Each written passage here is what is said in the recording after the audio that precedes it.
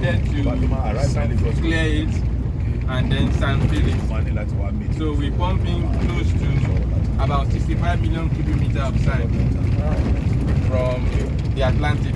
Atlantic is just across the road where you came in from. So we pump in sand, and as a result of that, so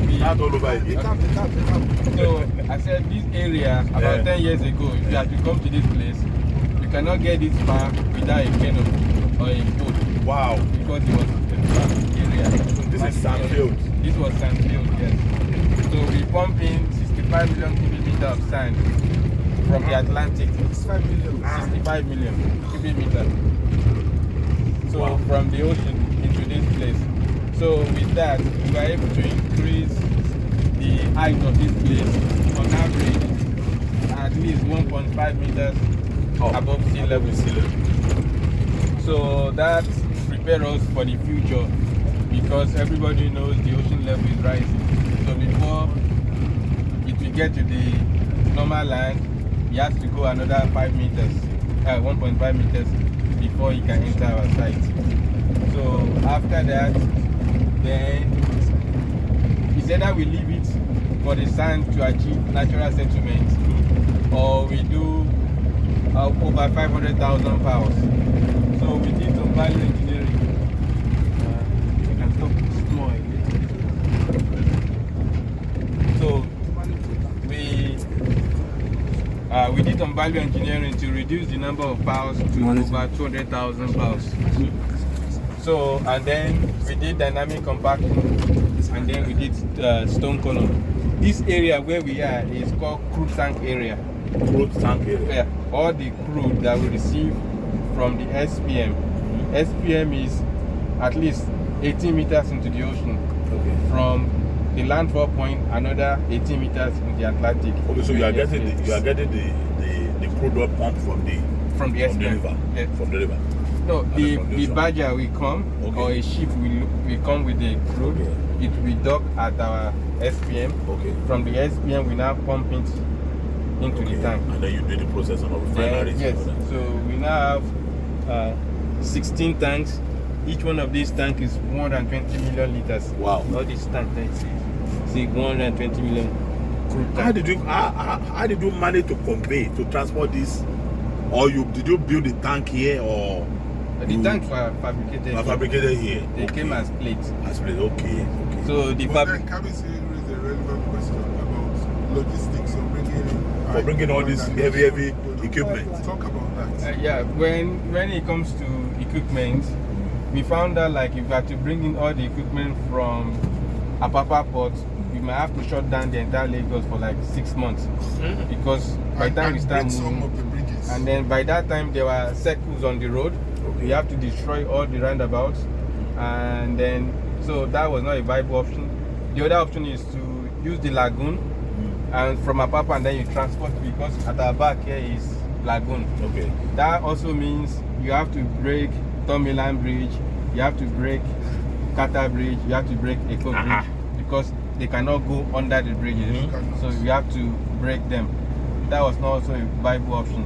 So we had to build our own jetty, another 10-15 kilometers away from here. So that jetty, there's none of it. As at when we built it, there was none that could withstand the kind of load it could carry, because it could carry at least 25 tons per square meters. Most of the port here is around 15 tons per square meter.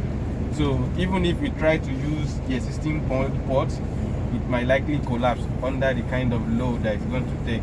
So we have to invest on our own jetty. We have Roro jetty, we have Lolo jetty.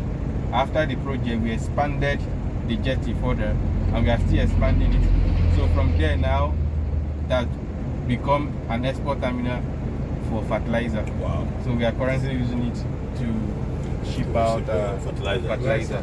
Wow. And once this also we start exporting through, we can also export liquid products from here too. So we are also looking at that. So something that looked like fence is dike wall. the essence of that is if there's a leakage or a spillage in the tank, you'll be able to contain it in that area. It will not slip out of the wall. Spill out the entire place. And that will also give us chance to be able to recruit our crew, because we go with so much money, we have to be able to recover it and pump it to another tank. So that's why you can see it's like empty land all around it. The reason for that is it should be able to contain the entire contents of that tank if it spills. So, and then we've done it in such a way, if there are two tanks inside one type wall, the area that is going to contain must be equal to the volume of one of the tanks, because the probability of two tanks breaking at a time is very, very minimal, unless there is a saboteur. That for two tanks to damage at the same time is very rare. So it's going to take one tank. So let me ask you a question. You know, I'm just thinking critically. I mean, like if the spilling occur, instead of you have to mop it and put it back inside the tank, why don't you have a kind of devices like this? One of these tanks can be under the ground. If it's split, instead of you mopping it, you go inside that tank under the ground, and then you don't have to mop anything. So to be Talk about the bond walls. that's like a bond wall. That's what Travis is talking about. If you want to build 120 million liters and you want to build that tank underground, it's possible, but economically it's not really viable. But you can do it, but the economics of it doesn't really make so much sense. And then given the landmass that we have here, we still have enough space for expansion that right now we can still accommodate on the surface. And crude is not that temperature sensitive. It's very volatile, but the kind of tank we use is floating room. That means there's no space for vapor pressure to be built up.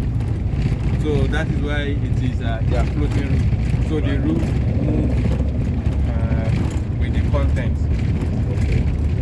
So these are all crude tank areas. Everything here is crude tank area. And then this red line runs across the entire plant. It's fire hydrants. It's for fire hydrants. It runs across the entire plant. And the tank itself around the venting points of the plant. So if there's an emergency, you don't have to rely on the main fire station. At least the satellite fire stations can start with the job by the time, and they will have radio the main fire station, and then for backup to come from there. And all the activity that is going on here in every plant is being seen. They are looking at it at the main fire station. Even if there's any outbreak, the satellite fire station will respond, and then the main fire station too will deploy equipment and manpower from there. So within few minutes, the fire must have been under control because it has been designed as part of the process safety itself. So there are some buildings where we control some of the activities in the plant. This one, they are catalyst warehouse, because after crude, the next raw material that we use is catalyst. Catalyst is a substance that helps you in the reaction. They speed up your reaction, but they don't interfere with the outcome of the process itself. So we are going to use a lot of the catalyst. So we have a warehouse for it. And this building here is our workshop. This is where we maintain all our equipment, the valves, the pumps. These are our workshop. And then right here is our lab. This is where we test audio. I saw them testing something on the TV. Yes, you can see that. They were testing something on the TV about your oil or something. Yes, Like that. so you can stop here. Stop. So this is the lab. Inside it is where we test both the crude and then the product. You know, crude. It's not just one. We have different flavors of crude. You have that you are going to blend together for your processes. It depends on, you now need to know the kind of yield you want. Do I want a lot of diesel? Do I want a lot of petrol? Do I want a lot of LPG? So the blend, it will be determined in the lab. So once they give them the ratio, they will use it to, they will send to the day tank, and then from the day tank they pump it, and then it goes to the process station. Here to your left is our main control room. This is where the plant itself is being run from. All the activity of the plant is controlled from here. So they run it from the beginning all the way to the end. It's being run from the main control room. It's highly automated. It's one of a kind. You don't see it everywhere.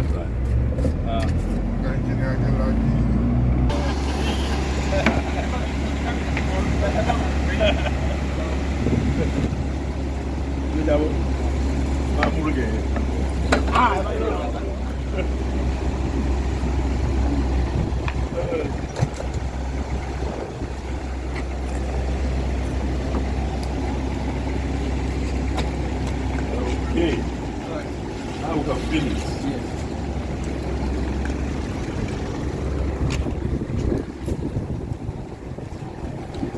How are you? Hi.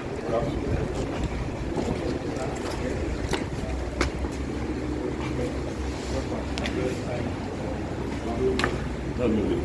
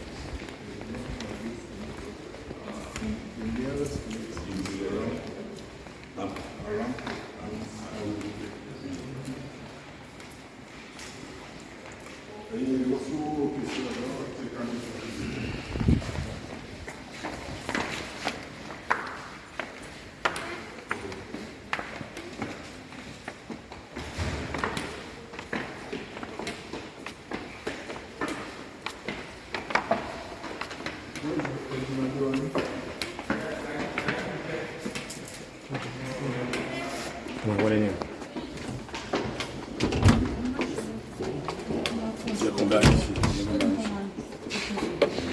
Oh, is it locked? No lock.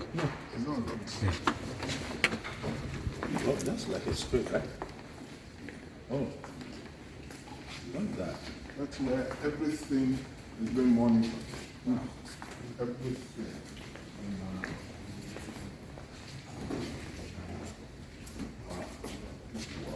Okay, yes. See. See why I said you cannot control the Yes, yes. Wow. So each of the stations, they are for different sections of the plant. So that first one there, where they are standing, is this CDU, crude distillation unit. Over there? This one here. Oh, this this one. Yes, it's the crude distillation unit. That's where the crude from the day tank will be pumped into the process unit. So from there, they will now start the separation of the crude to different components. So that control, that process is done from here. Okay. So from there, from CDU, you are going to get your kerosene, your straight run diesel, and then your naphtha. So those other things, you now start processing it downstream. But right now, we have our diesel, we have our jet fuel, we have our kerosene, we have our naphtha, and we have our RCO. So those products, finished product, from there, they send it to the crude tank. Okay. And then right there is another unit that we are launching. We just launched it yesterday, MHC. So the diesel from CDU will now turn into premium diesel. Okay. So it's from that place that is being run.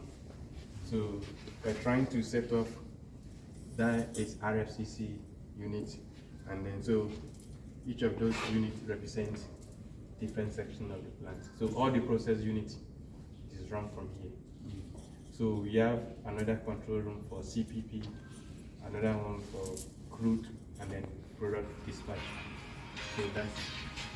And then very importantly, we have a few expatriates heading some of the departments.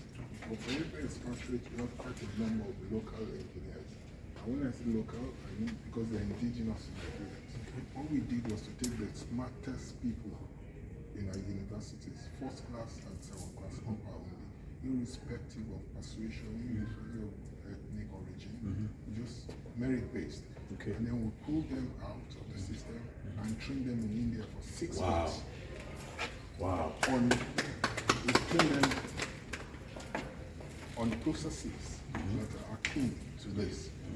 So after their 6-month training, they come in and they're running the show. So it's not just bringing world-class processes. You have Nigerians trained to managing their. That is awesome. Wow.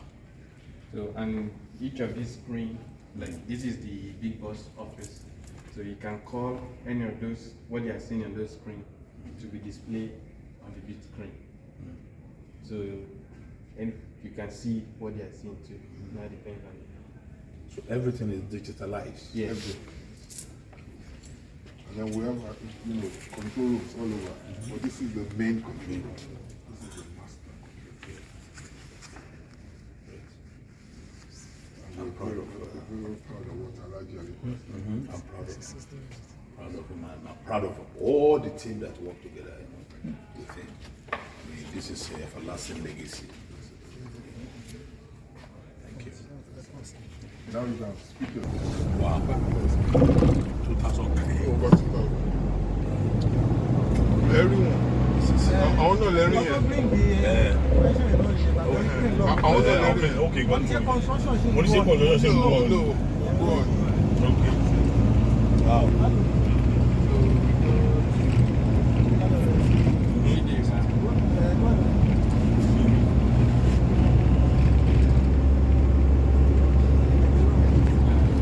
Contact with the crude. Right. All other area, they depend on what comes out of this place. Okay. Yeah. So, I'm observing something here. yes. I'm seeing color, orange, green, yellow. What is that? Color codes. Yeah. All the pipes here are color coded. Okay. So the green is water.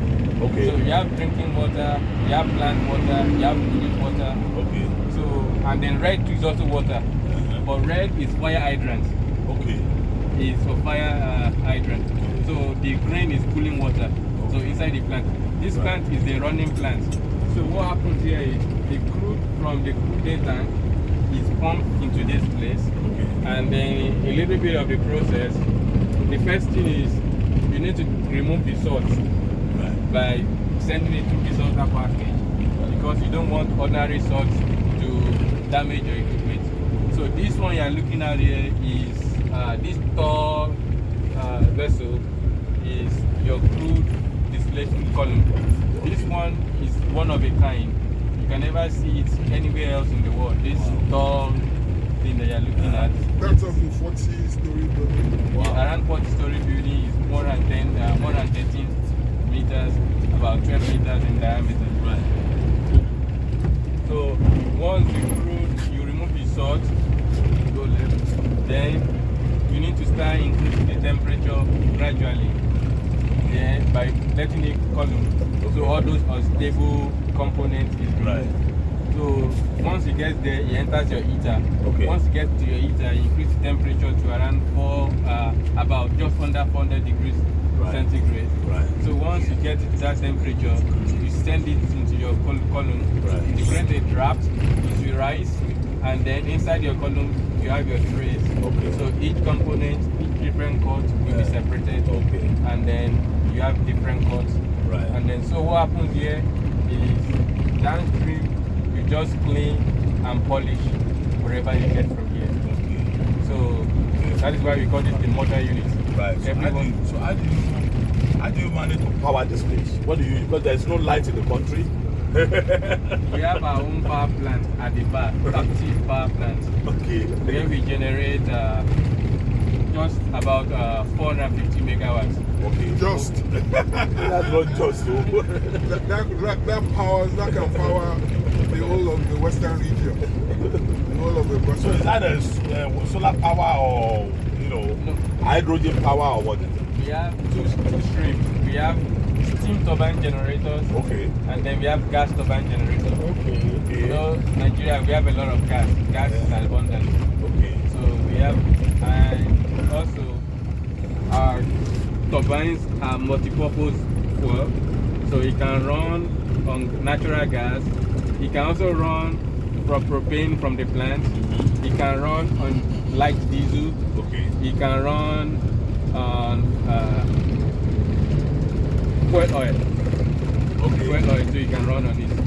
So that means since the plant is running, we don't even use the country's natural gas again, because the top range of our crude is LPG derivatives. So those kind of looks like LPG but a little bit different. Right. So you can use it to run the plant, the propane itself. You can use it to run the generator itself. And then we have steam turbine generators. So this unit is RFCC, the residual fluid catalytic cracking. So the bottom from your CDU, you come here, you use your catalyst to break it down. Once you break it down, you separate it into different components. So once you break it, you just repeat a process that is similar to CDU. So you have your own column too, you have your own vessels. So here is also very important, because what becomes the feedstock to our petrochemical is also from here. Okay. You know, once you use catalyst to produce something, is become, you know, hydrocarbons. You say we have two types. You have stable and unstable. Okay. Unstable means you have like double bond, something like that, and it's not propene. It's that propene that you send to your chemical plant to produce polypropylene. All around us, they are all polypropylene, petroleum products. All these things are plastic and things made from it. So from that, you know, the diesel we get from CDU, I call it straight run diesel. Yes. Here you now break it into premium diesel, and then you get a little bit of kerosene from it too. So the premium diesel that is demanded across Europe and Americas, they now become our regular customer. So we've been importing from them. Now it's their turn to import from us. Good. I like that. So this is MS Block. You know, our refinery is unique. Any refinery you go around the world, they produce more of diesel. But we will configure it to be able to produce more of petrol, because that's what the market demands. We look at the domestic markets and try to. The strategy is to saturate the local market with their products before we make, you know, exports. And that's the strategy, basically, to saturate the local market, make it self-sufficient before we export. That would probably drag the prices down. Yes, sir. It will drag the price down. It will also ensure availability, all-round availability.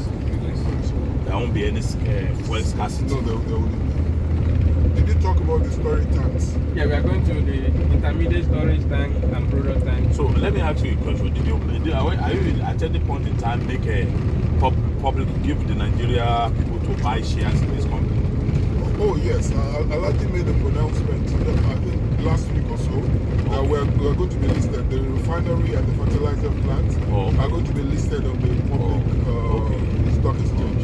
And is it going to be made available? Because sometimes those shares goes under the carpet, the public are not aware. It will be a public offer, not private offer. Okay. It will be a public offer. Oh, and that will kind of alleviate all these fears of monopoly and all that, you know? Yes, we're sure it's not. That's it.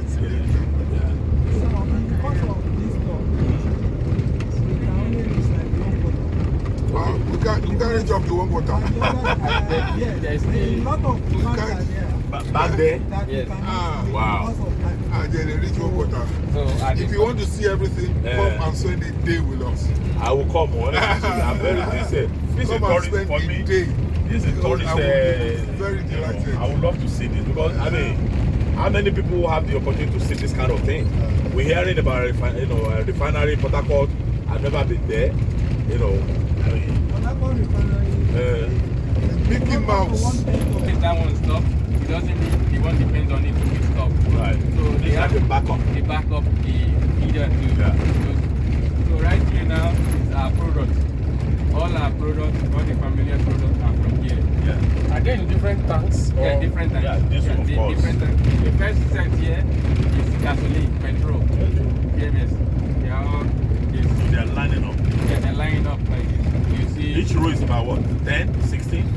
you see better at the country. Okay. For gasoline, you have 8 storage tanks, and then you now have 3 tanks, another 4. Okay. And each storage is about 120 million liters, right? This side is 60 million liters because this is products. Product is more delicate and more volatile to deal with. So that size of tank is not suitable for product. So it's half of that. So how many million of liters will be used in Nigeria every day? Right Average now, the statistic is saying around 40 to 45 million. million liters per day. So one tank of this is more than enough to. Of course, to satisfy Nigeria needs. Yes. So and then even that demand, that statistic will properly go down because we know a lot of the anti-banking that is going on in that system. Right. So that number will be around 25 to 30. Estimate by time. Break it down. Tell us what SPM is. Single point mooring. And tell us what it means. SPM is just a floating, it's like a floating dock. Okay. It's a dock that you build on the IC. Okay. Whereby a ship can come, anchor it to that dock, and it's also like a tank. Right. So you pump into that it's like a buffer. You pump it in there, and then from there you pump it out Okay. to the tank, to the plant. Also from here too, it's all this pump. Yes. They send it straight Directly to the SPM and then to SPM into the vessel. So all the tankers. So here there's nothing like demo rate. If a very large vessel comes here, within 2 days everything is evacuated, and the draft can take a mother vessel. It's not like the practice right now that the mother vessel will be on the sea, and they will now use smaller vessels to bring the product into our jetty that we have in Nigeria, which is why we incur a lot of money in demurrage, a lot of money. So what's the difference between you and Shell? Have the same facilities like this too? Shell and Chevron? Do they have anything like this? They don't have refineries in Nigeria. Okay. All the products that is gathered in the Niger Delta Right. is taken to Bonny. Okay. So It's taken to Bonny. okay. Bonny terminal is where they are loaded. Good afternoon. Okay. Yeah. Okay. Then for Yeah, they the get west, facilities of Right. is taken to They just want to look Escravos. around. Okay. Escravos, they also They have just came here, an export close me terminal. now. Right. That's what it is. But the SPM Yeah, they will not get close talking there. about is sited in the Atlantic. That almost 25 kilometers in there. Right. Because ships that comes with food, they are so light that if they come closer to the shore, it can bring a lot of in fact they are so deep that they cannot even reach. Yeah. So they have to stand at the deep of the ocean so that they can discharge from there and go Right. from there. Right. But they cannot reach this place. And if they have to come at all, wave and Yeah. come and edge the beach line. Right. You know, so because of that, they don't want to disturb the beach line. Okay. They have to Stay over there. yeah. Okay. The same thing they do in Escravos and the same thing they do in Bonny. Okay. They don't load near it's the same facility is there. Okay. These are road loading. Okay. A truck will come in here and it will load and then go out. So this side is all gasoline, all petrol. So all Okay. these orange ones, they are all petrol. Right. So in total, at a go, we can load 86 trucks. 86 trucks. 86 trucks. Within 1 hour. Ah. All the 86 trucks we go. Yeah. And a day we can load 2,000. Almost just under 3,000 trucks Wow. per day can be loaded. You know, diesel is already in the market, so this is where they are loading diesel. This one they are already loading diesel. So they come in here, they get loaded, and then they go. So those ones that are loaded, they are doing clearance, their papers and everything, Right. and then they go out. So the road loading for diesel is currently ongoing. Our diesel is in the market. So this side is diesel, and then this side is jet fuel. You know, jet fuel and kerosene, they are brothers and sisters. The smart one is the jet fuel. The not so smart is the kerosene. Right. So it's only filter that makes the difference. So this is jet fuel. So this jet fuel is used by plane and all that? Plane, yes. Plane. That must be very expensive. How much is that per liter? Right now, I don't know the price of But jet fuel. we'll find out and tell Yes, we can find out. But the local demand for jet fuel is very small. Very small. Because if you check our airspace, it's scanty compared to other parts of the world. So that's where they do it. Let's turn back so that we can see more places. Wow.